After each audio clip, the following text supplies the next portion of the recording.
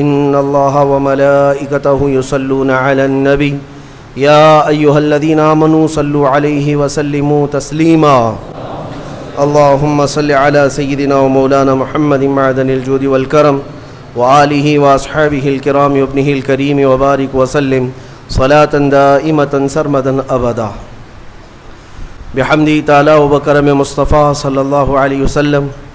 آج کی شب میں قرآن عظیم کے 4 پارے مکمل ہو چکے ہیں۔ اللہ عز و جل بقیہ قرآن کو ہمیں صحیح تجوید کے ساتھ پڑھنے اور آپ سب کو سماعت کرنے کی توفیق عطا فرمائے۔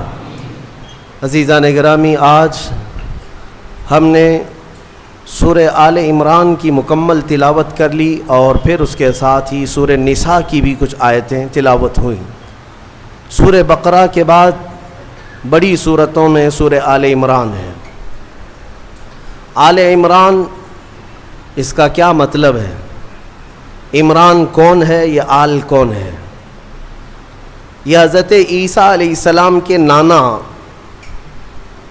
ان کا نام عمران تھا، یعنی حضرت بی بی مریم کے والد۔ حضرت عیسیٰ علیہ السلام کی ماں ہے سیدہ بی بی مریم، حضرت مریم کے والد تھے عمران۔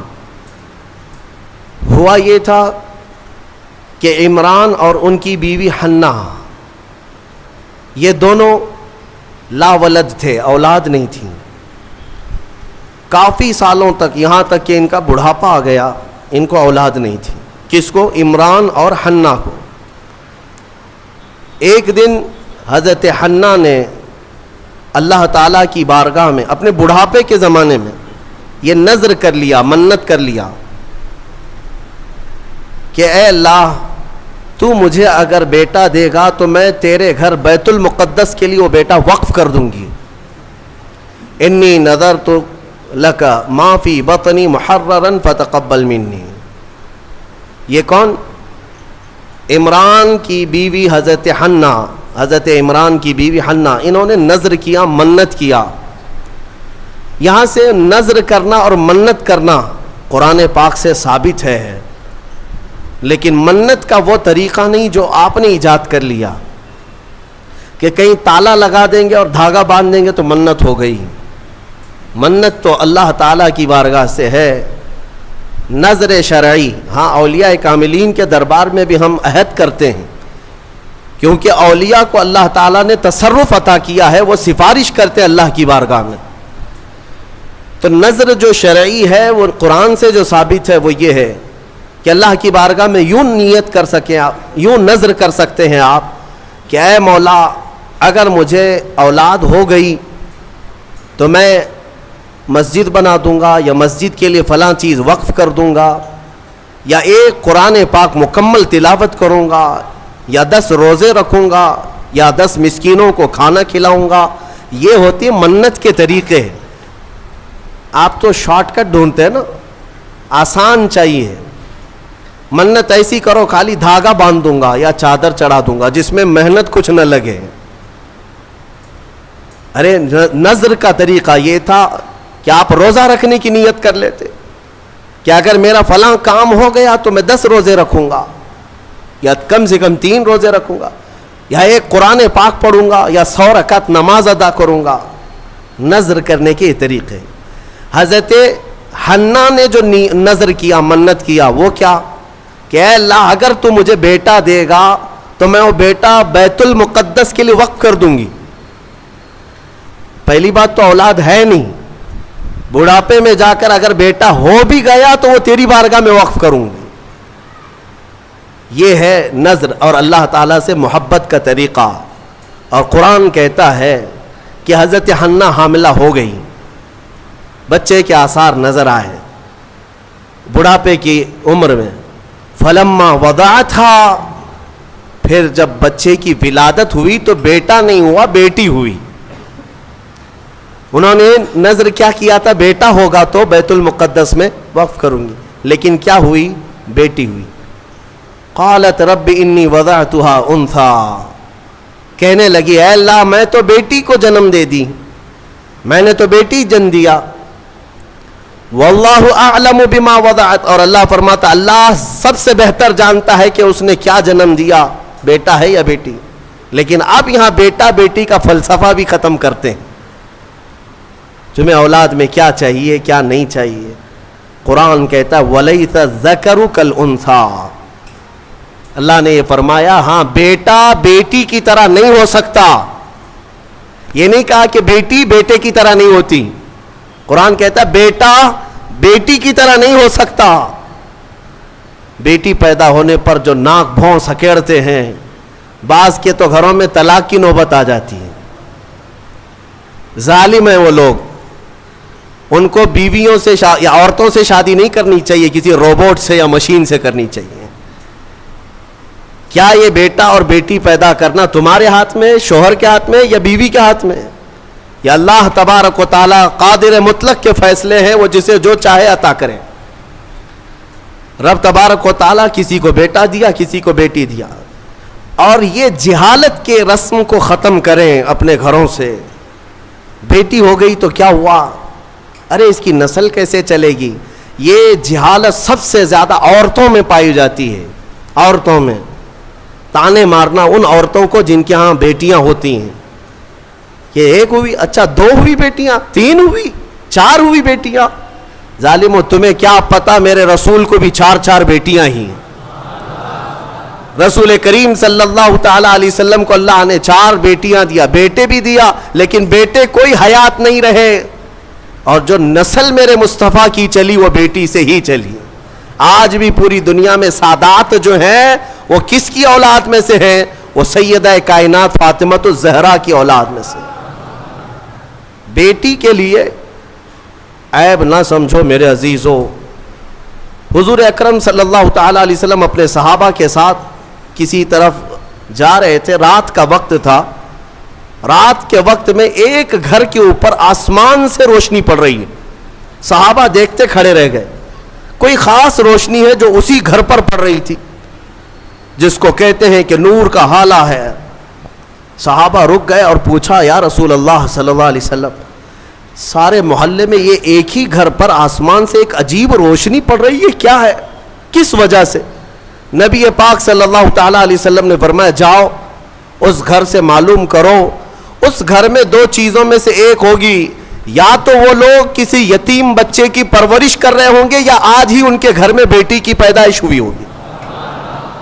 صحابہ کہتے ہم گھر گئے، وہی روشنی والے گھر، جا کر کے پوچھا آج تمہارے گھر میں کوئی نئی خبر ہے؟ تو گھر والوں نے کہا اللہ نے آج ہمیں بیٹی عطا کیا. میرے عزیزو ہمارے ہاں پہلے پرانے لوگ کہا کرتے تھے پہلی بیٹی گھی کی روٹی ہے اور برکت والی ہوتی ہے. جو لوگ جہالت کی رسموں کو اپنے ہاں پنپنے دیتے ہیں، میں سمجھتا ہوں کہ وہ مسلمان معاشرہ نہیں ہے، یہ غیروں سے لیا ہوا معاشرہ ہے. یہ عرب کی جاہلیت ہے جو بیٹی پیدا ہونے پر زندہ دفن کرتے تھے. میرے مصطفیٰ کریم صلی اللہ علیہ وسلم کی حدیث ہے کہ اللہ نے جس کو 2 بیٹیاں دی، آپ نے برسر اعلان یہ فرمایا اللہ نے جس کو 2 بیٹیاں دی اور اس نے پرورش کر کے اچھی اور اس کا نکاح کر دیا، حضور فرماتے میری شفاعت اس پر واجب ہے، میں اسے جنت میں لے جانے کی ضمانت دیتا ہوں. ایک صحابی آئے کہا یا رسول اللہ ایک ہی بیٹی ہے میرے پاس. آپ نے 2 بیٹیاں جس کی ہے اس کے لیے فضیلت بیان کی، میرے پاس تو ایک ہی بیٹی ہے. حضور اکرم صلی اللہ علیہ وسلم نے فرمایا جا ایک بیٹی کی بھی پرورش کرے اس کے لیے بھی جنت ہے.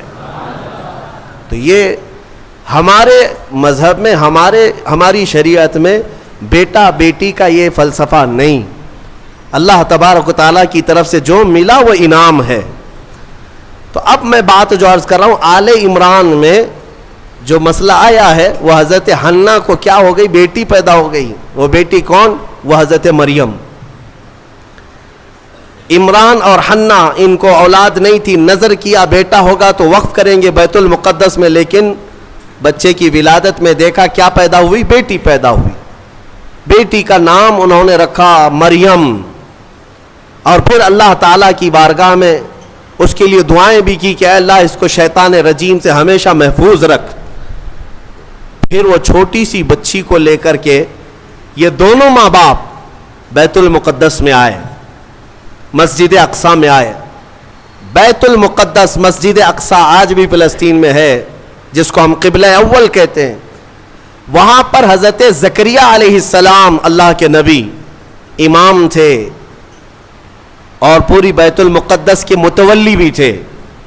تمام چیزیں انہی کے سپرد ہوا کرتی. حضرت زکریا علیہ السلام کے ہاں لا کر کے انہوں نے دے دیا اور کہا ہماری ایسی ایسی منت تھی, نظر تھی, اللہ تعالیٰ نے ہمیں بیٹی دیا اور ہم بیت المقدس میں وقف کرنے کے لیے لائے ہیں. حضرت زکریا علیہ السلام نے بیٹی کو لے لیا. اب میں آپ کو بتاؤں, زکریا علیہ السلام کی عمر بھی کافی ہو چکی تھی, بال سفید ہو چکے تھے اور ان کو بھی اولاد نہیں تھی. زکریا علیہ السلام کو بھی اولاد نہیں تھی, بڑھاپا ان کا بھی تھا. آپ نے بیٹی کو گود لے لیا اور بیت المقدس میں رکھ دیا, کہا کہ ٹھیک ہے جاؤ تمہاری منت پوری ہو گئی, میں اس کی پرورش کرتا ہوں. یہ حضرت بی بی مریم کی پرورش اللہ کے گھر میں ہو رہی ہے. ایک محراب خاص کر دیا گیا بی بی مریم کی تربیت کے لیے. ایک نماز پڑھنے کے جیسے محراب ہے, ایک محراب حضرت بی بی مریم کا مسجد اقصی میں خاص ہو گیا. میں کیوں محراب کا ذکر کر رہا ہوں, توجہ چاہتا ہوں. قرآن میں اس محراب کا ذکر آیا ہے, اس محراب کا ذکر آیا ہے. بی بی مریم کو اس محراب کے اندر رکھا گیا. وہ آج بھی بیت المقدس میں موجود ہے, محراب مریم, اس کو محراب مریم کہتے ہیں, آج بھی ہے. وہاں پرورش کے لیے رکھا گیا. ارے دودھ پیتی بچی, اور اس کے بعد جب بڑھنے لگی تو کئی دن تک آپ نے پرورش فرمائی, سال 2 سال تک. تو 2 سال کے قریب غالباً ان کی عمر تھی حضرت بی بی مریم کی. اب قرآن کہتا ہے کلما دخل علیہا زکریا المحراب وجد عندها رزقا. جب جب حضرت زکریا مریم کے محراب میں جاتے تو الگ الگ قسم کے پھل وہاں پر دیکھتے تھے. بے موسم کا پھل, آم کا سیزن نہیں, آم موجود ہے. انگور کا موسم نہیں, انگور موجود ہے. بغیر موسم کے بھی وہاں پھل موجود ہوتے تھے, قسم قسم کا رزق وہاں ہوتا تھا. حضرت زکریا علیہ السلام حیران ہو کر پوچھتے ہیں قال یا مریم انا لکی ھذا, اے مریم یہ سب تیرے پاس کہاں سے آتا ہے؟ قالت, حضرت سیدہ مریم نے کہا ان اللہ یرزق من یشاء بغیر حساب. قالت هو من عند اللہ, وہ کہتی یہ سب اللہ کی طرف سے ہے, اللہ جسے چاہتا ہے بے حساب رزق دیتا. بات ہو گئی حضرت بی بی مریم کو. اب جو نکتہ مجھے بتانا ہے توجہ چاہتا ہوں. تفسیر سننے کا اسی میں لطف ہے کہ تفسیر سننے کے بعد آپ کا عقیدہ بھی مضبوط ہو جائے, ایمان میں اضافہ بھی ہو جائے, اور یہ پتہ چلے کہ سنیو تم حق جماعت پر ہو. قرآن پاک کی تفسیر سننے کے بعد یہ یقین بھی تو تمہیں ہو جانا چاہیے. بی بی مریم کہتی ہے یہ اللہ کی طرف سے ہے, رزق آتا ہے. حضرت زکریا نے دیکھا کہ بی بی مریم کو چھوٹی عمر میں اللہ غیب سے رزق دیتا ہے. اب کیا کیا حضرت زکریا جو خود مسجد کے امام ہیں, اللہ کے نبی ہیں, سب کو پتہ ہے حضرت زکریا علیہ السلام اللہ کے نبی ہیں, عمر دراز ہو چکی, لوگوں کو عبادت وہ کراتے تھے, اللہ تبارک و تعالیٰ کی طرف انسانوں کو وہ بلاتے تھے. لیکن بی بی مریم کو دیکھنے کے بعد انہیں بھی اولاد کی خواہش ہو گئی, انہیں بھی اولاد کی خواہش ہو گئی. ہوتا ہے ایسے کہ کئی سال تک بچے نہ ہوں تو آدمی کمپرومائز کر لے کہ چلو اب تو نہیں ہونا ہے, لیکن کبھی بڑھاپے میں جانے کے بعد پھر خواہش پیدا ہو جائے, یہ تو صرف نبیوں کی شان ہے. حضرت زکریا علیہ السلام کی خواہش ہوئی کہ کاش مجھے بھی اولاد ہوتی. تو کیا کیا حضرت زکریا علیہ السلام؟ مسجد اقصی بیت المقدس کے امام, قرآن کہتا ہے ہنالک دعا زکریا ربہ قال رب ہب لی من لدنک ذریۃ طیبہ انک سمیع الدعاء. حضرت زکریا علیہ السلام کے بارے میں قرآن کہتا ہے حضرت زکریا علیہ السلام بی بی مریم جہاں بیٹھتی تھی اس محراب میں آ کر کھڑے ہوئے, اور اس محراب میں کھڑے ہو کر دعا کرتے اے اللہ مجھے بھی نیک اولاد تو عطا کر دے. تو ہر ایک کی دعا سننے والا ہے. فنادته الملائکۃ وهو قائم یصلی فی المحراب, ان اللہ یبشرک بیحییٰ. قرآن کہتا ہے حضرت زکریا علیہ السلام ابھی اسی محراب میں کھڑے ہو کر دعا کر ہی رہے تھے. اللہ نے فرشتے کو بھیجا, جاؤ زکریا کی دعا قبول ہے, انہیں بیٹا ہی نہیں نبی کی شکل میں یحییٰ علیہ السلام دیا جائے گا. صرف بیٹا ہی نہیں, یحییٰ بیٹا دے دیا گیا. ٹھیک ہے, دعا قبول فوراً. اور حضرت زکریا علیہ السلام کا بھی بڑھاپا ہے, بال سفید ہے, انہوں نے خود بیان کیا ہے. ان کی باتیں بھی قرآن پاک میں آئی ہیں کہ آپ نے یہ کہا ہے کہ اب میں بوڑھا ہو گیا, بال میرے سفید ہو گئے. سورہ مریم کی آیتوں میں ہے. اب مجھے عرض یہ کرنا ہے, حضرت زکریا علیہ الصلاۃ والتسلیم وہاں مریم کی محراب میں جا کر کیوں دعا کی؟ پوری مسجد ہے نا بیت المقدس, پوری مسجد ہے, کسی بھی علاقے میں بیٹھ کر کے دعا کرتے, کسی بھی خطے پر, کسی بھی مصلی پر. مریم جہاں ہے اس مصلی پر یا اس محراب پر کیوں کھڑے ہو کر دعا کیا؟ یہی سنیوں تمہیں عقیدہ میں بتانا چاہتا ہوں, اللہ والے جہاں ہوتے ہیں وہاں دعائیں قبول ہوتی ہیں. اجمیر میں جا کر دعا کرنے کے لیے اعلیٰ حضرت فاضل بریلوی رضی اللہ تعالیٰ عنہ نے فتاوی رضویہ شریف میں لکھا ہے, ہندوستان میں اگر کچھ علاقے ہیں جہاں پر دعائیں تیز قبول ہوتی ہیں تو ان میں ایک جگہ ہے خواجہ اجمیری غریب نواز کا دربار. اعلیٰ حضرت نے لکھا ہے. میرے عزیزوں, کیوں؟ یہ قرآن سے ثابت ہے. لوگ یہی کہتے ہیں نا اولیاء کے دربار میں جا کر کے پکارتے ہو, کیا مسجد میں نہیں پکارے؟ زکریا علیہ السلام سے کہو, وہ خود مسجد کے امام تھے, مصلی پر اپنے بیٹھ کر کے دعا کرتے. نہیں, نبی نے بھی یہ سکھایا کہ اللہ تبارک و تعالیٰ جسے پسند کرتا ہے اس جگہ کھڑے ہو کر دعا کرو گے تو اللہ دعا قبول فرماتا ہے. ہاں, اللہ تبارک و تعالیٰ کو یہ پسند ہے بے ان کے واسطے خدا کچھ عطا کرے. اب یہاں سے بریلی کے امام کہتے ہیں جو حضور پاک صلی اللہ تعالیٰ علیہ وسلم کے وسیلے کے منکر ہیں, ان سے بھی کہتا ہوں بے ان کے واسطے خدا کچھ عطا کرے. ہاشا, غلط, یہ ہوس بے بصر کی ہے. ہاں, تم خام خیالی میں ہو حضور کو چھوڑ کر کے تمہیں کچھ مل جائے. قرآن نے بھی تمہیں یہی کہا ہے, محبوبوں کے دربار میں کھڑے ہو کر دعا کرو گے تو اللہ وہ دعائیں قبول فرماتا ہے. میرے عزیزو, یہاں پر ایک اور بات میں عرض کرتا ہوں. ابھی یہ تفسیر آئی نہیں ہے لیکن وقت سے پہلے میں موضوع سے متعلق ہے اس لیے عرض کرتا ہوں. موضوع سے متعلق ہے اس لیے کہ حضرت موسیٰ علیہ الصلاۃ والتسلیم کا وہ واقعہ یاد کریں جب فرعون کا لشکر پیچھا کرنے لگا موسیٰ علیہ السلام کی جماعت کا.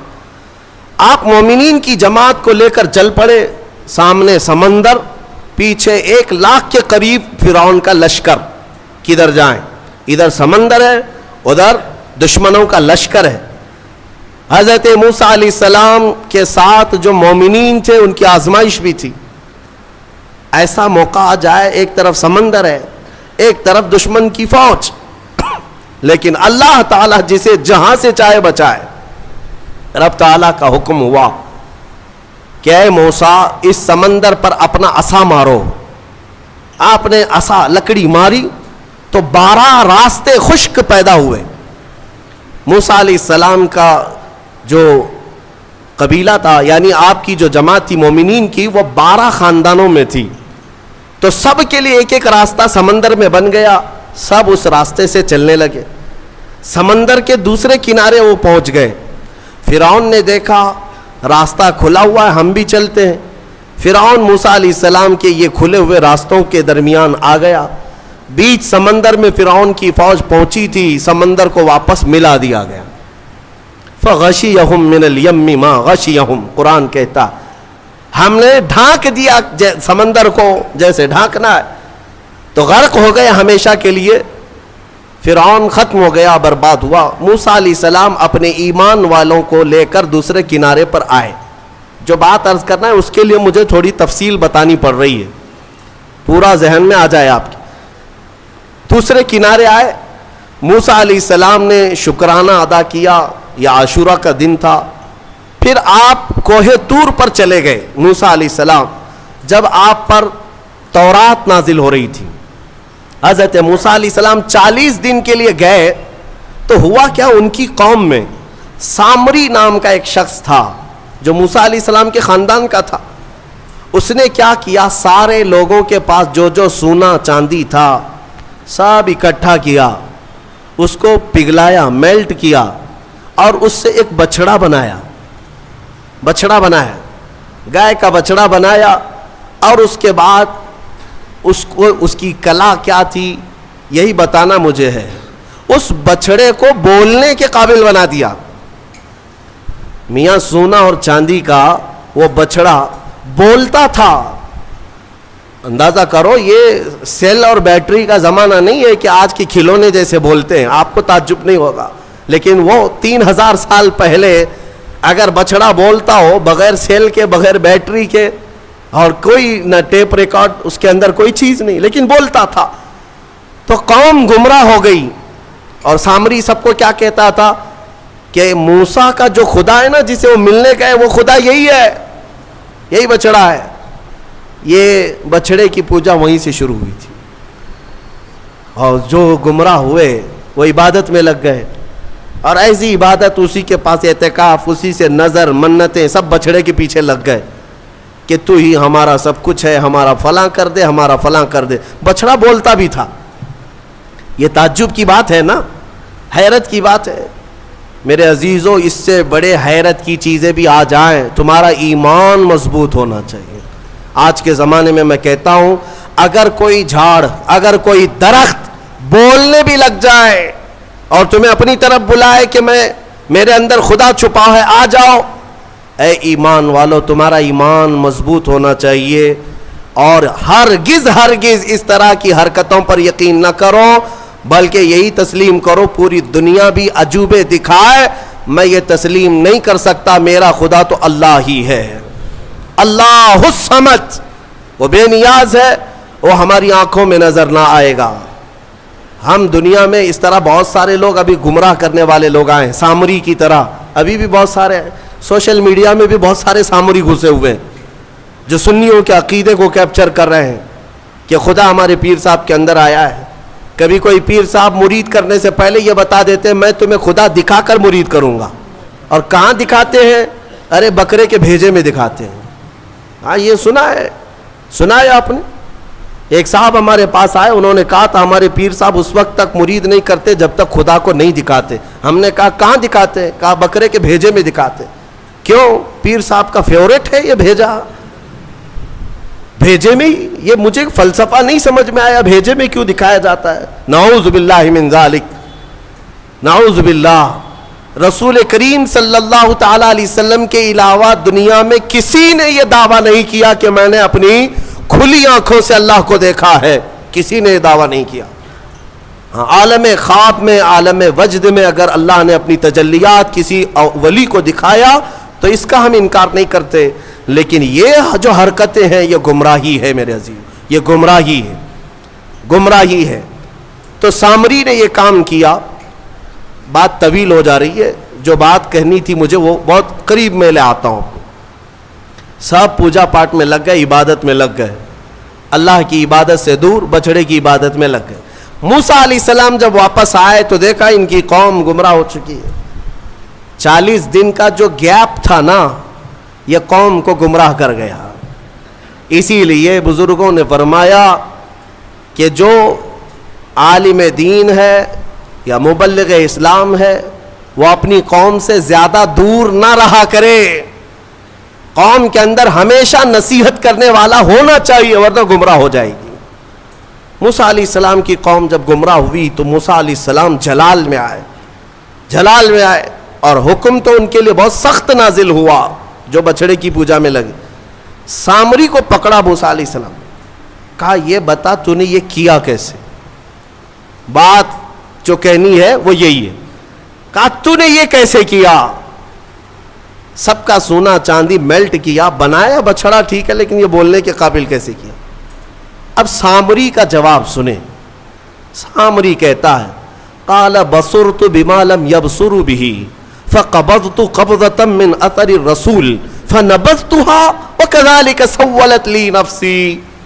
کہتا ہے جب آپ سمندر کے راستے میں چل رہے تھے نا, موسیٰ علیہ السلام چل رہے تھے, سامری کہتا ہے میں نے ایک چیز دیکھی جو لوگوں نے نہیں دیکھا، میں نے دیکھا دوسرے لوگوں نے نہیں دیکھا۔ کہا کیا دیکھا تو نے؟ کہا آپ کے گھوڑے کی نکیل پکڑ کر سامنے ایک فرشتہ چل رہا تھا۔ حضرت موسیٰ علیہ السلام نے کہا ہاں وہ جبرائیل علیہ السلام تھے، جبرائیل علیہ السلام آئے تھے جب راستہ عبور کر رہے تھے۔ تو سامری کہتا ہے میں دیکھ رہا تھا آپ کے آگے آگے ایک فرشتہ چل رہا تھا۔ تو موسیٰ علیہ السلام نے کہا تو پھر کیا کیا؟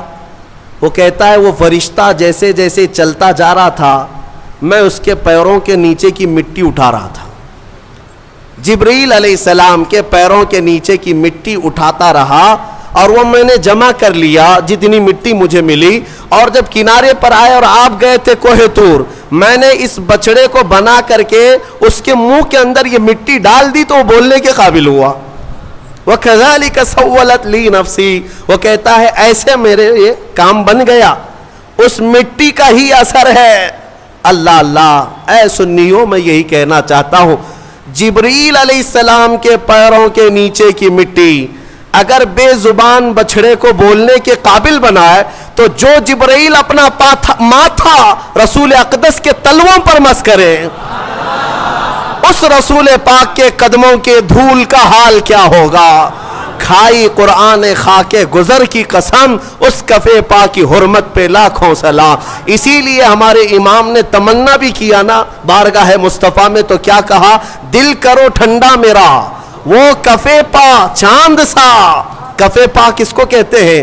کفے پا، پا پیر کو کہتے ہیں فارسی میں، کف کہتے ہیں نیچے کا حصہ، پیر کا جو تلوا ہے، پیر کا جو تلوا ہے اسے کیا کہتے ہیں؟ کفے پا، پیر کے تلوے کو کفے پا۔ اعلیٰ حضرت تمنا یہ کرتے ہیں دل کرو ٹھنڈا میرا وہ کفے پا چاند سا، سینے پہ رکھ دو ذرا تم پہ کروڑوں در۔ میرے عزیزو، قرآن سے تو ثابت ہے نسبت کا بڑا اثر ہے، اگر نسبت کا کوئی اثر نہ ہوتا تو قرآن کی یہ آیتیں نہیں آتی۔ اسی طرح سے بہت ساری آیتیں ہیں، پھر کسی اور موقع پر عرض کروں گا۔ یہ آل عمران کا یہ خلاصہ تھا۔ حضرت بی بی مریم کو بیت المقدس میں پرورش کرایا گیا، پھر اس کے بعد عیسیٰ علیہ السلام کی پیدائش تک جو حالات ہیں آپ کے، وہ پھر انشاءاللہ سورہ مریم میں عرض کروں گا۔ یہ آل عمران کس کو کہتے ہیں؟ سنو، آل جو ہے، آل عربی میں خاندان کو کہتے ہیں، بڑا خاندان ہو تو اس کو آل کہتے ہیں۔ اب عمران کی آل میں کتنے لوگ ہیں؟ عربی میں ایک کو واحد، ایک کو واحد، دو ہوں تو تثنیہ، اور دو سے زیادہ تو جمع، اور اسی کو آل کہتے ہیں۔ باقی ساری لینگویج میں، انگلش میں ایک کو سنگل، ایک سے زیادہ ہو تو پلورل، صحیح کہہ رہا ہوں؟ اردو میں بھی ایک ہو تو واحد، ایک سے زیادہ ہو تو جمع، لیکن عربی کا گرامر الگ ہے۔ عربی میں ایک ہو تو اسے واحد، دو ہو تو اس کے لیے ایک لفظ ہے تثنیہ، دو کو جمع نہیں کہتے عربی میں، دو کو جمع نہیں کہتے، دو سے زیادہ ہو تو عربی میں اس کو جمع کہتے ہیں، اور آل کے لیے جمع ہونا ضروری ہے، دو سے زیادہ ہونا چاہیے، تب اس کو کیا کہتے ہیں؟ آل۔ لیکن یہاں پر ایک مسئلہ ہے، حضرت عمران کی آل میں کتنے لوگ ہیں؟ آل کیوں کہہ رہا ہے قرآن؟ حضرت عمران کی ایک بیٹی بی بی مریم، ایک بیٹی بی بی مریم، اور مریم کا ایک بیٹا عیسیٰ علیہ السلام، اس کے بعد اولاد ہے؟ ایک بیٹی ہے، ایک نواسہ ہے، لیکن قرآن ان کو کیا کہہ رہا ہے؟ آل عمران۔ بات سمجھ میں آ رہی ہے؟ آل عمران۔ ہم نے یہ گرامر اور قواعد کو پوچھا کہ جمع ہو تو آل کہا جاتا ہے، یا دو کو ہی آل کہہ رہے؟ بی بی مریم اور حضرت عیسیٰ یہ دو ہی مل کر کے عمران کی آل ہو گئے۔ تو مفسرین نے فرمایا یہ قاعدہ اپنی جگہ پر، لیکن اے لوگو، اگر کوئی خاندان میں سب سے زیادہ شریف ہو تو ایک بھی جو ہے وہ 1000 کے برابر ہوتا ہے۔ حضرت عمران کی آل میں ایک بی بی مریم ہے جو سب سے پاک خاتون ہے، اور ایک نواسا ہے جو اللہ تعالیٰ کی طرف سے ایک ایسی آیت اور نشانی لے کر کے آیا، دنیا میں اس کا مثل کوئی نہیں۔ وہ عیسیٰ علیہ السلام بغیر باپ کے پیدا ہوئے، اس نشانی کو دنیا میں کہیں اور دیکھا آپ نے؟ تو دو ایسی اولاد ہے جس کی وجہ سے قرآن نے ان کو آل عمران کہا۔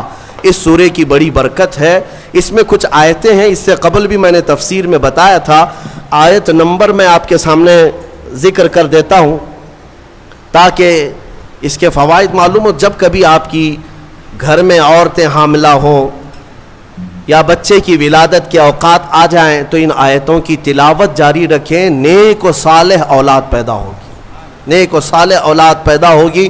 یہ سورہ آل عمران کی جو آیتیں ہیں، اور دو آیتیں ایسی بھی میں آپ کو بتا دیتا ہوں۔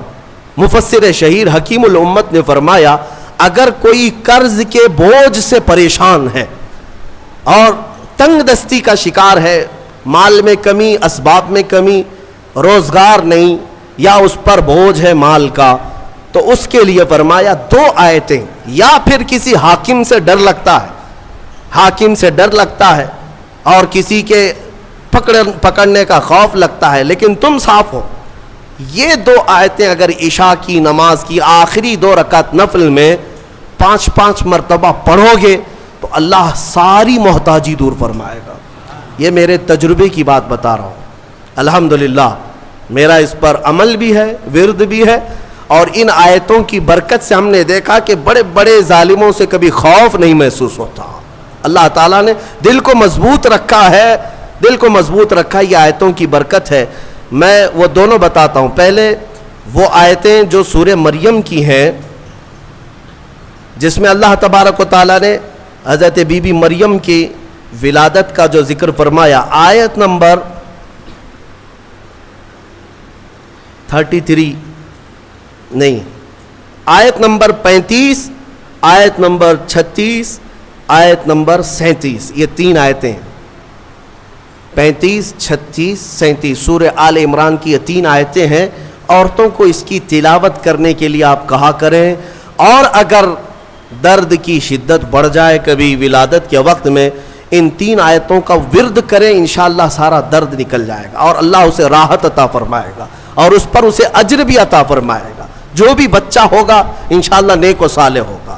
اور جو دوسری آیتیں میں نے بتائی جس کے اللہ تبارک و تعالیٰ نے رزق کی وسعت رکھی اور محتاجی سے محفوظ رہنے کے لیے بزرگوں نے فرمایا، یہ ہے آیت نمبر 25 اور 26، آیت نمبر 25 اور 26، یہ سورہ آل عمران کی یہ 2 آیتیں اگر عشاء کی آخری جو 2 رکعت نفل ہوتی ہیں، پہلی رکعت میں 5 بار، دوسری رکعت میں 5 بار پڑھے، پھر آپ کو خود تجربہ شاہد ہو جائے گا، خود تجربہ کر کے دیکھ لیں۔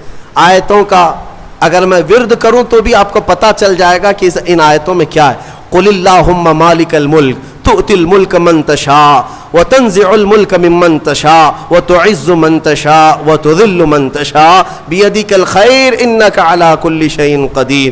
یہ آیتیں ہیں جس میں اللہ تعالیٰ نے یہی فرمایا کہ اللہ جسے چاہے ملک عطا کرے اور جس سے چاہے ملک کو چھین لے، اور جس سے چاہے عزت عطا کرے، جسے چاہے ذلت دے۔ ساری خیر اللہ تیرے دست قدرت میں ہے، تو ہر شے پر، ممکن شے پر قادر ہے۔ تو یہ آیتوں کا ورد میں یہاں آپ کو یہ کہہ رہا ہوں۔ آج کی تفسیر کے لیے اتنا ہی ہے، ایک آیت کریمہ میں تلاوت کر کے اپنی تفسیر کو ختم کرتا ہوں۔ بات جی اجازت کے ساتھ میں یہ دے رہا ہوں، جو مجھے میرے بزرگوں نے اجازت دیا ہے، اجازت کے ساتھ میں کہہ رہا ہوں تاکہ امت کو اس میں نفع ہو۔ ایک آیت اللہ تعالیٰ نے فرمایا وَإِذْ أَخَذَ اللَّهُ مِيثَاقَ النَّبِيِّينَ لَمَا آتَيْتُكُم مِّن كِتَابٍ وَحِكْمَةٍ ثُمَّ جَاءَكُمْ رَسُولٌ مُصَدِّقٌ لِّمَا مَعَكُمْ لَتُؤْمِنُنَّ بِهِ وَلَتَنصُرُنَّهُ۔ ایک واقعہ یہ بھی آیا ہے، اللہ نے سارے نبیوں کی روحوں کو پیدا کرنے سے پہلے جمع کیا، ایک اجتماع ہوا تھا سب کے پیدا ہونے سے پہلے، سارے جو نبی ہو کر دنیا میں آنے والے تھے ان سب کو جمع کیا۔ اللہ نے ان سب سے ایک وعدہ لیا۔ کیا وعدہ ہے؟ اس وعدے کا ذکر قرآن میں آیا۔ اللہ تعالیٰ فرماتا ہے تم سب کے سب اس بات کا وعدہ کرو کہ دنیا میں جاؤ گے، اگر تمہارے زمانے میں میرا محبوب رسول آ گیا تو تم سب کے سب اس پر ایمان لاؤ گے. وعدہ کس سے لیا جا رہا ہے؟ نبیوں سے. لَتُؤْمِنُنَّ بِهِ، تم سب کے سب اس پر ایمان لاؤ گے. اور اتنا ہی نہیں بلکہ اس کی مدد بھی کرو گے، مدد بھی کرو گے. اور اتنے ہی پر کافی نہیں، اللہ نے پھر پوچھا کیا تم سب کو اس بات کا اقرار ہے؟ ساری روحوں نے کہا ہمیں اقرار ہے. اللہ فرماتا ہے ٹھیک ہے، میں تمہارے ساتھ گواہ بن جاتا ہوں. میں انا معکم من الشاہدین، میں گواہ ہوں تمہارے ساتھ کہ رسول میرا آئے گا تو تم سب کے سب اس پر ایمان لاؤ گے. مجھے بتاؤ اے سنیوں، پھر میلاد مصطفیٰ کہتے کسے ہیں؟ میلاد کہتے کسے؟ رسول کے آنے کا ذکر کرنا، اسی کو میلاد. اور میلاد کا ذکر کہاں ہو رہا ہے؟ ابھی دنیا آئی بھی نہیں. نبیوں کی روحوں کے اجتماع میں اللہ میرے مصطفیٰ کی میلاد کا ذکر فرما رہا ہے. وہ جو نہ تھے تو کچھ نہ تھا، وہ جو نہ ہو تو کچھ نہ ہو. جان ہے وہ جہان کی، اور جان ہے تو جان ہے. وہی ہے اول، وہی ہے آخر، وہی ہے قرآن، وہی ہے فرقان، وہی ہے طٰہٰ، وہی ہے یاسین. میرے عزیزو، رسول کریم صلی اللہ تعالیٰ علیہ وسلم کو اللہ تعالیٰ نے دنیا میں بھیجنے سے پہلے یہ وعدہ لیا. اب یہ آیت پر میں آپ سے کہتا ہوں، حضور پاک صلی اللہ تعالیٰ علیہ وسلم اول بھی ہیں آخر بھی ہیں. اول بھی ہیں آخر بھی ہیں. کیسے؟ بعض لوگ یہی سوال کرتے ہیں حضور تو سب سے آخر زمانے میں آئے نا، تو اول کیسے ہوئے؟ اول کیسے؟ اس کو ایک مفسر نے بڑے اچھے نقطے سے سمجھایا. بات ایسی ہے کہ زمین میں ایک بیج بو، زمین میں ایک بیج بو دیا آپ نے. بیج بویا، درخت نکلا، پودا نکلا، پودا بڑھتا ہوا درخت، درخت میں پتے آئے، پتوں سے پھر شاخیں، شاخوں سے پھر پھول، پھول سے پھر پھل، اور پھل کے اندر پھر کیا آیا؟ بیج آیا. بیج شروع میں بھی تھا، بیج سب سے آخر میں بھی تھا. اسی لیے کہا گیا آدم کی خمیر میں بھی، آدم علیہ السلام کی خمیر میں بھی جو پیشانی میں نور رکھا گیا تھا وہ کسی اور کا نہیں، وہ میرے محمد کا نور تھا صلی اللہ تعالیٰ علیہ وسلم. اعلیٰ حضرت فاضل بریلوی رضی اللہ تعالیٰ عنہ نے اسی لیے ہمیں یہ عقیدہ دیا ہے، وہی ہے اول، وہی ہے آخر، وہی ہے ظاہر، وہی ہے باطن. اسی کے جلوے، اسی سے ملنے، اسی سے اس کی طرف گئے تھے.